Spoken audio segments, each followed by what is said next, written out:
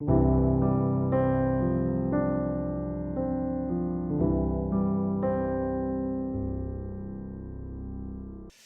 마지막 8번째 복의 기준입니다. 팔복으로 시작한 이 말씀이 5번째 오늘 말씀으로 이제 팔복을 마치려고 합니다. 지금까지 살펴봤던 이 팔복의 기준들을 살펴보았는데요. 오늘은 그 마지막 8번째 복의 기준입니다. 이 8번째 복의 기준을 살펴보면서 하나님께서 오늘도 이 자리에 주시는 은혜가 가득하시기를 예수님의 이름으로 축원합니다. 아멘. 이 8번째 복은 팔복의 마지막 부분입니다. 초대교회의 교부이자 황금의 입이라 불렸던 크리소스톰이라고 하는 사람이 있습니다.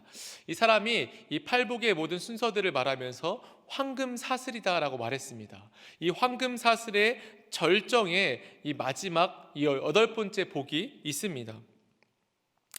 이 황금 사슬의 마지막 이 8번째 이 복은 마치 정상과 같습니다. 모든 팔복의 말씀들은 이 정상에 오르기 위한 황금 사슬과 같이 연결되어서 이 마지막 복까지 이르게 됩니다. 그래서 이 마지막 복에 이르러서는 우리가 정말 지고한 복의 수준까지 이르게 되는 것입니다. 참된 복을 이 8번째 이 복을 통해서 누리게 된다라고 크리소스톰은 그의 설교를 통해서 말했습니다. 오늘 이 18번째 복 10절 말씀, 이 10절 말씀 우리 다시 한 번만 읽어볼까요? 시작. 의를 위하여 박해를 받는 자는 복이 있나니 천국이 그들의 것임이라. 아멘. 헬라어로 말하면 마카리오이 호이 데이노 그메노이, 앞부분을 제외하면 복이 있도다 핍박받는 자들이여 라고 본문은 기록되어 있습니다. 복이 있는 대상은 핍박받는 대상이라 라고 이 본문은 우리에게 증거합니다. 이 핍박이라고 쓰여 있는 데이노 그메노이라고 하는 이 단어는 디오코라고 하는 단어를 원형으로 삼고 있습니다. 이 디오코라고 하는 단어는 이런 뜻이 있습니다. 추적하다, 박해하다, 쫓아오며 괴롭히다 라고 하는 의미를 갖고 있습니다. 복이 있도다 쫓아오며 괴롭힘을 당하며 박해를 받는 너희여 라고 본문은 말하고 있습니다. 우리가 이 박해에 대한 주제를 생각해 볼 때 박해는 참 어렵죠. 지금 이 시대에 박해를 말한다라고 하는 것은 참 어렵습니다. 설교를 이 팔복의 말씀들을 다 전해야 되지만 한 가지만 빼놓고 전할 수 있다면 이 8번째 복을 빼놓고 전하고 싶을 만큼 이 시대의 박해는 참 어려운 말씀입니다.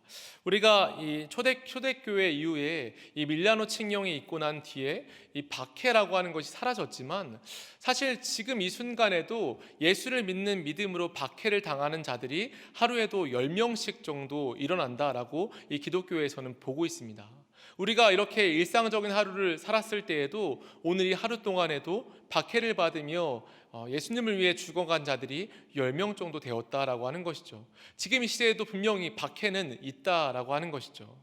그렇다면 우리가 오늘 이 박해를 어떻게 이해해야 하겠는가, 이 부분에 대해서 많이 고민해보고 또 많이 생각해 보았습니다. 그런데 우리가 이 박해를 뭔가 장황하게 예수를 위해서 죽는 것, 이 정도로 우리가 이해한다면 박해에 대한 이해가 너무 얕을 것 같고 좁을 것 같습니다. 이 박해는 사실 굉장히 좀 우리 그리스도인의 삶의 모든 방식 또한 우리 삶의 모든 형식 속에서 나타날 수 있는 것임을 박해는 말하고 있습니다. 꼭 주를 위해 순교하는 것을 박해라라고 말할 수만은 없습니다.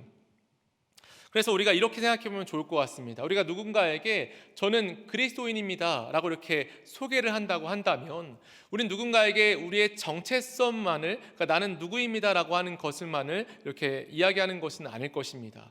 그리스도인이라고 하는 이 삶의 형식을 우리는 소개하는 것입니다.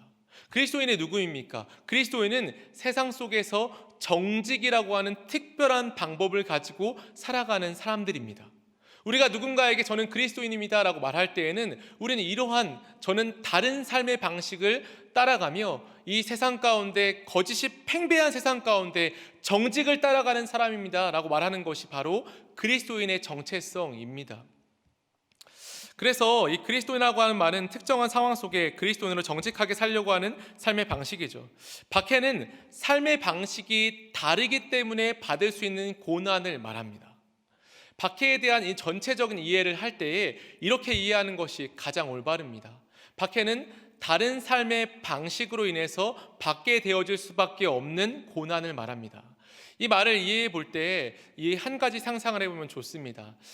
이 세상이 하나의 톱니바퀴와 같다고 생각해 보십시오. 저 여러분들이 이 세상에 한 명 한 명이 톱니바퀴예요. 그래서 이 톱니바퀴가 한 방향을 향해서 우리 굴러가고 있습니다. 그래서 모두가 똑같은 방향으로 흘러가고 있었어요. 그런데 어느 날 깨어있는 톱니바퀴 하나가 저 멀리를 바라봤더니 저 멀리에 우리가 가고 있는 이 방향 속에 멸망과 죽음이 있다라고 하는 것을 깨달은 것입니다. 그래서 이 한 톱니바퀴가 저 방향으로 가면 안 돼 라고 하면서 반대 방향으로 눈을 돌려보니 저곳에는 빛나고 생명이 가득한 곳이 보이는 것입니다. 그래서 이 몸이 깎여지고 이런 고통이 있을지라도 이 방향을 바꿔내는 것입니다. 박해는 마치 이런 것과 같습니다. 바른 삶의 방식을 깨달은 자들이 바른 삶을 향하여서 세상의 방향이 아니라 바른 삶의 방식으로 돌아가는 것입니다. 이대로 가다가는 죽음으로 가니까 세상을 향하여서 그런 삶의 방식으로 살아가면 죽을 수밖에 없어. 영원한 멸망밖에 없어. 내가 저곳을 바라보니 저 반대편에는 귀한 생명과 영원한 생명이 있어. 그러니 내 삶의 방향을 바꾼다라고 하는 것을 이 박해라고 하는 것으로 이해할 수 있습니다. 내 몸이 깎여나가는 것 같고 이 세상의 큰 톱니바퀴가 우리의 삶을 계속해서 종용하면서 이 길이 맞다라고 말할지라도 우리는 이 생명의 길을 향하여서 방향을 틀고 몸이 깎여나가고 살이 깎여나갈지라도 이 새로운 방향, 이 삶의 방향을 향하여서 나아가는 것이 박해라고 하는 것입니다. 그러므로 이 박해라고 하는 것을 이해할 때에 우리의 삶의 바른 방향, 이 바른 방향을 향해 나아가는 것임을 믿을 수 있기를 주님의 이름으로 축원합니다. 그래서 이 팔복의 7번째 부분이 화평케 하는 자였죠. 이 7번째 화평케 하는 자를 제가 저저번 주에 설교하면서 이 화평은 바른 관계라고 설교했습니다. 하나님과 나, 이웃과 이웃, 내 자신과 내 자신이 바른 관계로 이어질 때에 화평케 되는 자가 된다라고 말씀드렸죠. 이 말은 새로운 방향, 정말 올바른 방향을 깨닫게 됐다라고 하는 것을 말합니다. 그래서 이 화평케 되어지는 자, 바른 관계가 회복되어진 자는 이제 박해라고 하는 마지막 단계에 접어든다라고 하는 것입니다. 올바른 방향을 향해서 돌아가는 톱니바퀴가 되는 것이죠. 그래서 이제 이 박해라고 하는 것을 통해서 하나님의 아들로 이 땅에서 새로운 방향으로 새로운 삶의 방식으로 살아가는 자가 되는 것입니다. 목회자들의 목회자로 불리는 존 스토트 목사님은 이 박해에 대해서 이렇게 간단하게 말했습니다. 박해는 간단히 말해 양립할 수 없는 두 가치 체계의 충돌이다. 다시요. 박해는 간단히 말해 양립할 수 없는 두 가치 체계의 충돌이다라고 말했습니다. 그렇습니다. 예수님께서 우리에게 산상수훈으로 지금까지 가르쳐준 모든 것들은 세상이 말한 복의 기준과는 전혀 다릅니다. 세상이 말하는 복의 기준과 역행합니다. 반대로 가는 것입니다. 그 반대로 걸어가는 것의 끝에는 이 박해가 있다라고 하는 것이죠. 양립할 수 없기에 이 박해가 있는 것입니다. 우리는 세상과 하나님을 연결하는 다리의 역할을 감당해야 합니다. 하지만 그와 동시에 이런 다리의 역할을 감당하면서 바른 삶의 방식으로 살아가기 때문에 박해를 받을 수밖에 없습니다. 우리가 이 땅 가운데서 바른 방향으로 살아갈 때 누군가는 우리의 삶을 바라보며 칭찬합니다. 와, 정말 저렇게 살아간다면 정말 좋겠다. 나도 저 사람의 삶의 방식을 따라하고 싶다 라고 하면서 주님께로 돌아오는 사람들의 무리가 있을 수 있습니다. 하지만 또 반대편에서는 왜 저렇게 살지? 조롱하며 우리의 삶의 방식을 방해하고 우리의 삶의 방식을 회방하려고 하는 사람들도 있을 수밖에 없다라고 하는 것입니다. 따라서 누구든 예수님의 길을 따르는 사람은 오해와 비방과 박해를 당할 각오를 해야 합니다. 종교개혁을 이끌었던 마르틴 루터도 이 고난을 참된 교회의 표지로 보았습니다. 고난이 있는 교회가 정말 삶을 잘 살아내는 교회다라고 말했습니다. 바울도 디모데후서 3장 12절에 이렇게 기록합니다. 무릇 그리스도 예수 안에서 경건하게 살고자 하는 자는 핍박을 받으리라. 또한 갈라디아서 4장 29절에 그러나 그때의 육체를 따라 난 자가 성령을 따라 난 자를 박해한 것 같이 이제도 그러하도다 라고 기록합니다.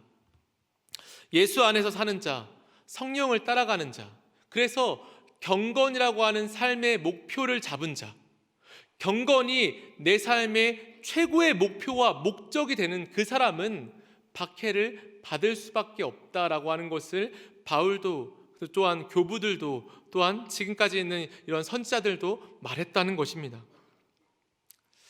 그리고 이 박해의 중심에는 사탄이 있습니다. 저분들이 이런 예수님의 자녀로 하나님을 믿는 사람으로 이 세상을 살아가는 것을 가장 싫어하는 존재가 바로 사탄입니다. 사탄은 우리를 유혹할 때 첫 번째로는 달콤한 유혹을 통해서 우리를 유혹합니다. 이 유혹에 넘어오지 않으면 박해와 핍박을 통해서 정신적이고 육체적인 고통을 주려 합니다.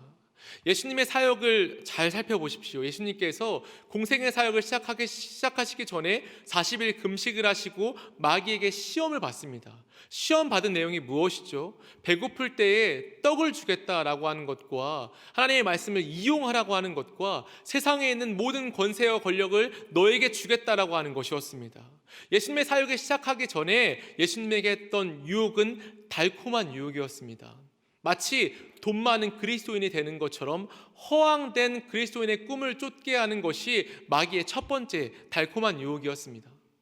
지금 우리가 혹시 이런 달콤한 유혹 속에서 첫 번째 넘어간 그런 신앙에 있지는 않으십니까?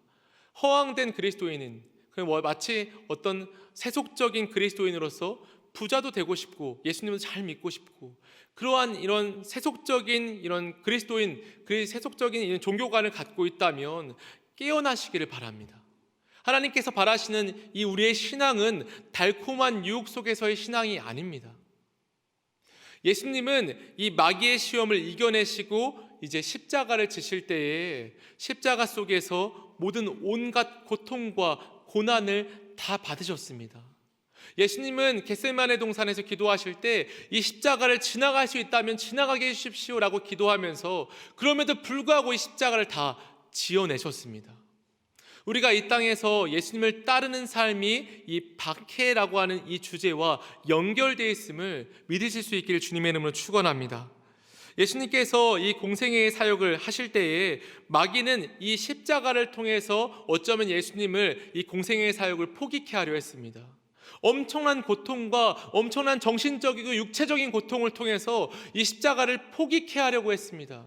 하지만 예수님은 끝끝내 이 고난과 고통을 다 감내하셨죠. 그래서 그리스도인은 이 박해를 받을 때 오늘 10절의 맨 첫 부분 의를 위하여 라고 하는 이 부분을 꼭 기억해야 합니다. 우리가 이 땅을 살아가며 박해라고 하는 것을 받을 때에 우리는 하나님의 나라를 위해서 그의 삶의 방식을 쫓는 것으로 박해를 받아야 됩니다. 그렇다면 그 반대의 경우도 있다라고 하는 것이죠. 베드로는 베드로전서 4장 15절에 너희 중에 누구든지 살인이나 도둑질이나 악행이나 남의 일을 간섭하는 자로 고난을 받지 말라라고 경고했습니다. 우리는 이 8번째 복을 잘 분별해야 합니다. 이 마지막 복을 분별 없이 적용하면 나의 잘못된 행실로, 나의 잘못된 것들로 박해를 받는 것이 마치 박해를 받는 것, 예수를 위해서 박해를 받는 것이라고 착각할 수 있습니다. 자신의 모난 성격 때문에 나의 욕심과 정욕을 쫓다가 또한 혹은 광신도적으로 신앙생활을 하다가 핍박을 받는 것은 박해가 아닙니다. 또한 그저 착하게 살다가 어려움을 당하는 것 또한 박해와는 다른 것입니다. 의를 위해서 박해를 받는다는 것은 그리스도의 향기가 나는 것을 말합니다. 성경은 자기 확신과 신념으로 핍박받는 자에게 복이 있다라고 말하고 있지 않습니다. 하나님으로 인해 박해를 받는 자가 복이 있다라고 성경은 분명히 말씀하고 있습니다. 그러면 우리는 이 의라고 하는 것을 구분할 줄 알아야 합니다. 자기의 의가 있고 하나님을 향한 의가 있습니다. 나의 의는 무엇입니까? 그 의의 이런 저변에는 조바심, 혐오감, 적개심, 증오심, 두려움, 불안함, 편견 등이 깔려 있습니다. 그러나 하나님께서 우리에게 주시는 의는 인간에 대한 사랑과 인간에 대한 깊은 긍휼의 마음이 있습니다. 즉 의를 위해 박해를 받는다는 것은 주님을 너무 사랑하는 것 때문에 예수님을 정말 닮고 싶어하는, 예수님의 이 삶의 모습이 내 삶 가운데 한 자락이라도 나왔으면 참 좋겠다라고 하는 그런 열망을 가지고 살아갈 때 받는 박해가 의를 위하여서 받는 박해라고 본문은 말하고 있는 것입니다. 그러므로 베드로전서 4장 15절 다음 절인 16절은 이렇게 기록합니다. 만일 그리스도인으로 고난을 받으면 부끄러워하지 말고 도리어 그 이름으로 하나님께 영광을 돌리라. 할렐루야. 아멘. 베드로는 이 고난을 통해서 하나님께 영광을 돌리라라고 말합니다. 하나님께 영광이라고 하는 주제는 우리의 삶의 목적과 밀접한 주제입니다. 하나님께서 우리를 지으실 때 하나님의 영광을 위해서 지었다라고 분명히 말씀했습니다. 그러므로 박해를 받을 때 우리는 예수님의 고난에 참여하게 된다는 것입니다.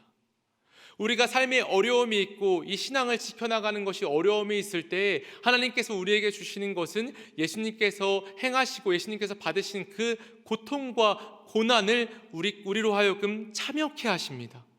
우리의 박해가 그것이 끝이 아니라 예수님의 고난과 고통에 참여할 때에 우리는 진정한 영광을 누릴 수 있게 되는 것입니다. 예수 그리스도와 함께 이 고난을 당하는 것은 이루 말할 수 없는 수많은 복을 누릴 수 있는 통로입니다.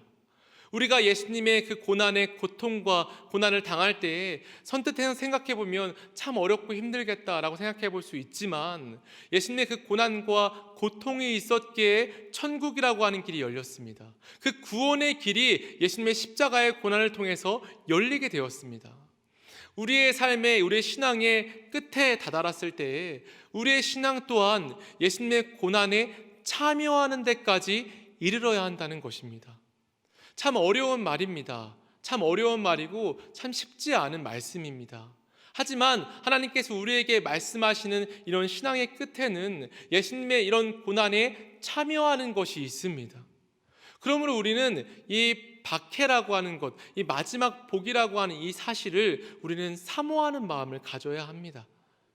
제가 끝에도 강조하겠지만 두렵고 떨리지만 그럼에도 불구하고 이 8번째 복을, 이 박해라고 하는 것을 사모하는 것이죠. 저도 오늘 기도하면서, 이 설교를 해서 준비하면서 기도하면서 이런 마음이 들었습니다. 참 어렵고 힘든 상황이 될 거고 이렇게 박해라고 하는 것이 있게 되어질 때, 우리의 삶에 걸림돌이 있을 때 참 어렵겠지만 이러한 신앙의 끝에 다다르는 이 복을 사모할 수 있는 마음을 주십시오라고 하는 마음을 기도했습니다. 여러분들 오늘 이 밤에 그러한 마음을 위해서 기도하실 수 있기를 주님의 이름으로 축원합니다. 우리가 주님의 그 고난에 동참하는 것이죠. 예수 그리스도의 수모의 끝자락, 그 옷자락이라도, 그 털끝만치라도 우리가 그 고난에 참여할 수 있도록 우리가 사모하는 마음을 갖는 것입니다. 그 고난과 조롱을 담대히 견디며 담대히 신앙을 지키는 것, 비록 두렵고 떨리지만 주님을 위해 당당히 웃으며 목숨을 거는 것, 예수님께서 우리에게 그러한 우리의 박해에 참여할 때에, 예수님의 십자가의 고난에 참여할 때에 어느덧 십자가의 밑에 우리의 영혼이 있는 그 사실을 우리에게 깨닫게 해주십니다. 예수님께서는 박해와 순교를 당한 제자들에게 이것을 피할 방법들을 알려주시지 않았습니다. 오히려 그런 고난과 박해가 올 때에 우리에게 평안을 약속하셨습니다. 이 평안은 세상의 복락을 누릴 때 느끼는 평안과는 차원이 다른 평안입니다. 하늘에서 오는 평안은 나의 존재와 나의 이유와 나의 근원을 깨달아 아는 평안입니다. 내가 왜 이 땅에 살아가는지, 내 삶의 목적은 무엇인지를 깨닫는 것입니다. 우리 예담 찬양단이 오늘 우리 앞에서 찬양한 것처럼 내 삶의 이유, 내 삶의 목적을 고백하는 것, 이것이 하나님께 주시는 평안입니다. 이 평안을 깨닫는 자는 정말 삶의 기쁨과 즐거움을 깨닫는 것이죠. 또한 이 진리, 하나님께 주시는 평안 안에 내 영혼을 맡길 때에 이 내 영혼이 정말 진실로 평안하다라고 하는 것을 깨닫는 사람들은 이 박해를 사모하게 됩니다. 세상의 그 어떤 핍박이나 그 위협도 깨트릴 수 없는 평안을 하나님께서는 박해 가운데에 약속하셨습니다. 요한복음 14장 27절에 평안을 너희에게 끼치노니 곧 나의 평안을 너희에게 주노라.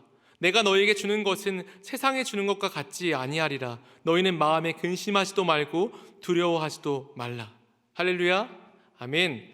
그런데 이 평안은 박해를 전제로 한 평안이었습니다. 예레미야 29장 11절에 이 말씀이 있습니다. 여호와의 말씀이니라. 너희를 향한 나의 생각을 내가 아나니 평안이요 재앙이 아니니라. 너희에게 미래와 희망을 주는 것이니라. 아멘. 이 말씀 참 좋은 말씀이죠. 근데 이 말씀 바로 전에 어떤 말씀이 있는지 아십니까? 바벨론에서 70년이 차면 내가 너희를 돌보고 나의 선한 말을 너희에게 성취하여 너희를 이곳으로 돌아오게 하리라라고 하는 말씀이 있습니다. 이 평안의 전제가 바벨론에서의 포로 생활이었습니다. 나라 없는 그런 수모를 겪으며 마치 일제강점기 시절에 일본으로 이렇게 이주되었던 그런 사람들의 수모와 같이 나라가 없는 땅에서 정말 수모를 겪고 자신을 보호해줄 이 아무도 없는 곳에서 그렇게 외롭게 지내는 것이 그곳에서의 삶이 하나님께서의 평안이라고 말씀하셨습니다. 어떻게 그것이 평안이 될 수 있습니까? 바로 이 말씀 때문이에요. 이 말씀 이후에 이렇게 말씀하셨습니다. 12절에 너희가 내게 부르짖으면 내게 와서 기도하면 내가 너희들의 기도를 들을 것이요 너희가 온 마음으로 나를 구하면 나를 찾을 것이요 나를 만나리라. 박해 가운데 하나님께서 약속하신 말씀입니다. 내가 박해를 받는 자들에게 이 땅에서 그리스도인으로 삶을 살면서 어려움을 당하는 자들에게 평안을 주겠다. 그 평안은 그때에 내게 기도하면 내가 다 응답할 것이다. 할렐루야. 아멘. 하나님께서 그 약속을 우리에게 하시며 이 땅에서의 박해를 오히려 사모하고 오히려 그것을 따라가라. 이것이 너희에게 주는 마지막 복의 기준이다 라고 말씀하고 있습니다. 고통이 없지 않지만 반드시 그 고통은 끝이 있고 그 고통 속에 하나님을 찾으면 언제나 만나주실 약속 때문에 평안하라 라고 말씀하십니다. 인간은 누구나 행복을 추구합니다. 어떤 사람에게 행복은 돈과 성공일 수 있습니다.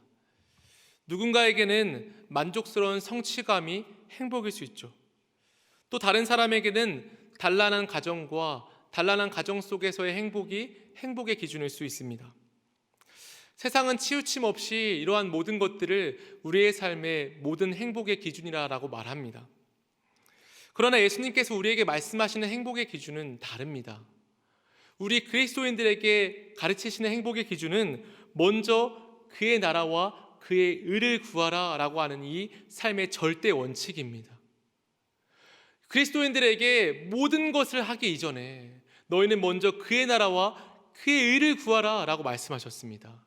이것이 어떤 뜻입니까? 바로 그리스도인의 삶의 행복은 의미의 충만함이라고 하는 것입니다.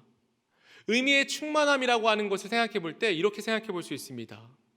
예수님께서 십자가 지실 때에 예수님을 따라가던 많은 제자들이 예수님을 따르지 않았습니다. 심지어 베드로는 예수님을 모른다라고 부인하기까지 했습니다. 그들이 왜 예수님을 부인했습니까? 예수님의 십자가 자체가 의미가 없다라고 여겼기 때문입니다.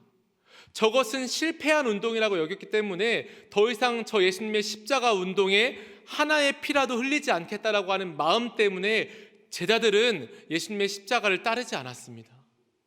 그러나 지금은 어떻습니까? 예수님께서 돌아가시고 3일 만에 부활하셔서 지금 승천해서 우리를 향해서 지켜보시고 우리에게 성령을 주시고 우리가 지금도 함께하고 있습니다. 할렐루야. 그렇기 때문에 우리의 박해, 예수님을 향해 따라가는 삶, 십자가의 흔적을 따라가는 삶은 의미가 충만합니다. 이 십자가를 따라가는 삶의 끝에는 하나님께 주시는 천국의 삶, 이 영원한 기쁨을 또한 평안을 우리에게 주시겠다라고 말씀하셨습니다. 우리가 이 땅에서 세상에서 그 어떤 것을 누린다 할지라도 의미가 충만하지 않습니다. 어떤 것이든 우리에게 허무함을 줄 수밖에 없습니다. 솔로몬은 모든 것들을 다 누려보니 헛되고 헛되다라고 우리에게 가르쳐주고 있지 않습니까? 오직 하나님 안에서만 의미의 충만함, 영원한 기쁨, 샘솟는 기쁨을 우리는 누릴 수 있습니다.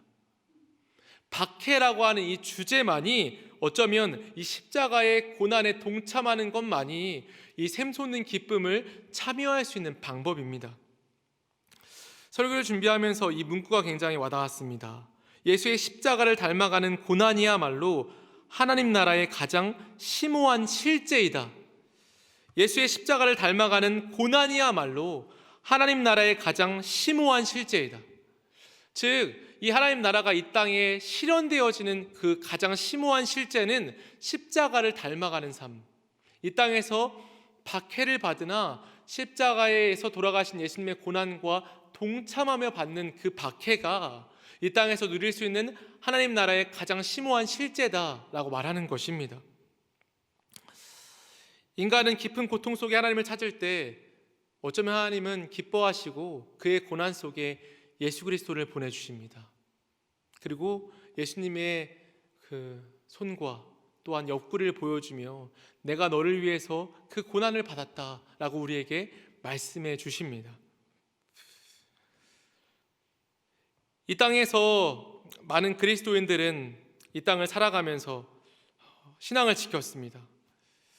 초대교회 때 네로의 경기장에 단도대의 그리스도인들은 그곳에서 죽음을 맞이했지만 그의 죽음의 마지막 순간에는 하나님께 찬송을 불렀습니다. 많은 그리스도인들이 억울하게 죽어갔습니다. 이 땅에서도 병임 박해 때 1866년부터 73년까지 8,000명에 이르는 천주교인들과 신부들이 이 땅에서 죽음을 맞이했습니다.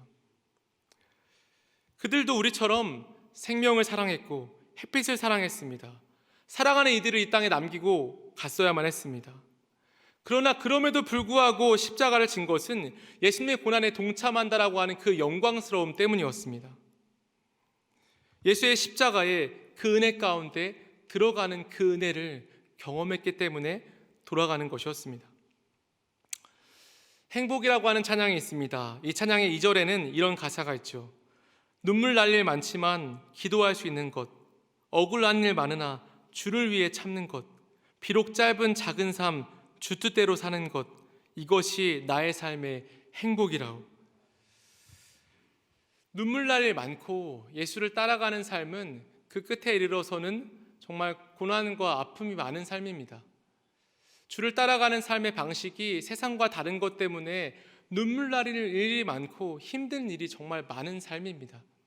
진짜 그리스도인으로 삶을 살다 보면 정직이라고 하는 삶의 방식이 세상과 많이 부딪힙니다. 그때에 정말 힘들지만 이것을 지켜나갈 때에 이것에 진짜 행복이 있음을 깨달을 수 있습니다. 이 복의 주인공이 되실 수 있기를 예수님의 이름으로 축원합니다. 아멘. 그렇게 이 복의 결과가, 이 마지막 복의 결과가 바로 천국인 것입니다. 우리 10절 말씀을 우리 다시 한번 읽어보겠습니다. 시작. 의를 위하여 박해를 받는 자는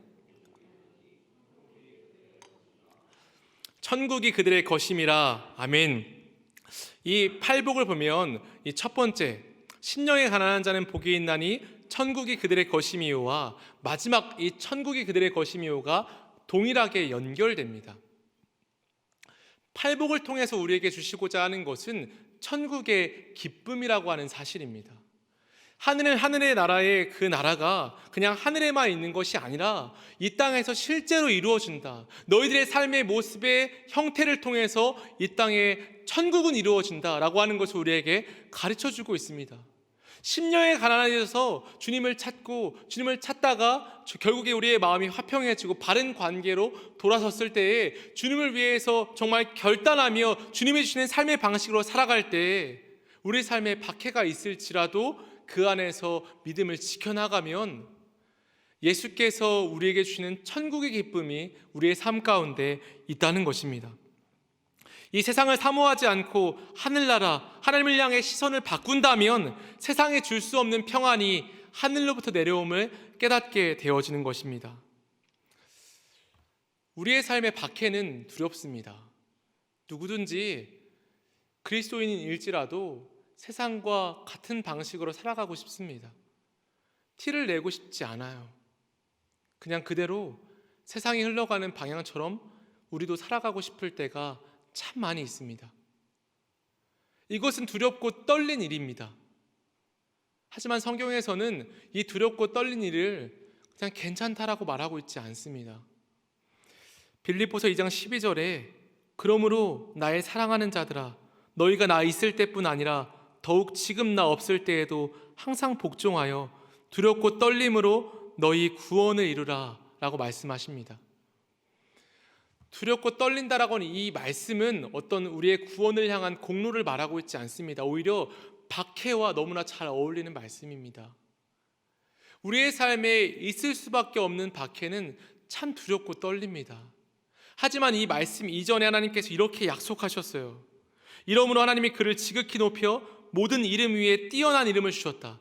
예수가 우리를 위해서 고난을 받으셨고 그 고난의 결과 예수님에게 세상에 줄 수 없는 무한한 영광을 주었다라고 예수님에게 말씀하십니다. 우리에게도 말씀하시는 것입니다. 세상에서 원하는 방식대로 살아가지 않으므로 우리의 삶에 박해가 있을 수 있으나 이 박해의 끝에는 예수님께서 주시는 세상의 평안이 아닌 하늘에서의 평안, 천국의 기쁨을 우리에게 주시겠노라라고 말씀하고 있습니다.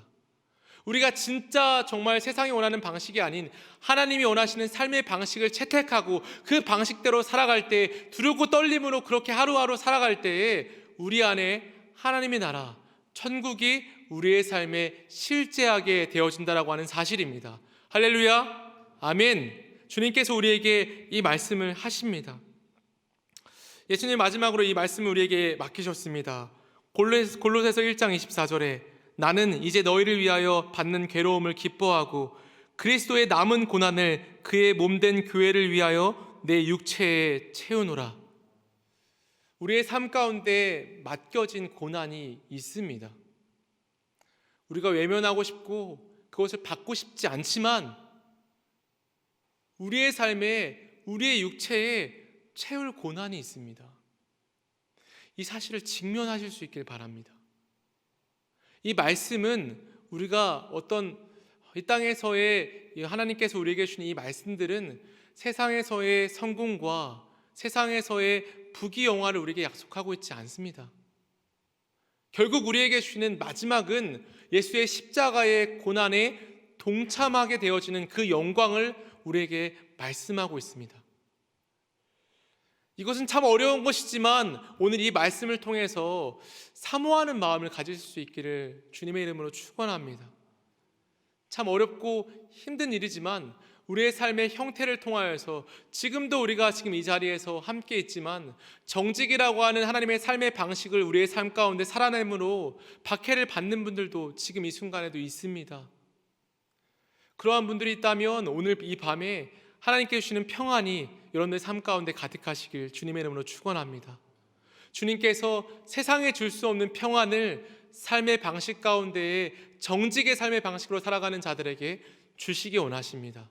그래서 우리의 삶에 그리스도의 향기가 마침내 나아가서 정말 우리가 주님을 따라가는 삶을 살아갈 때 우리의 삶을 바라보며 주님께 돌아오는 많은 사람들이 있고 우리는 하늘나라에서 별과 같이 빛나는 그러한 우리의 귀한 삶을 주님께서 약속하고 있습니다.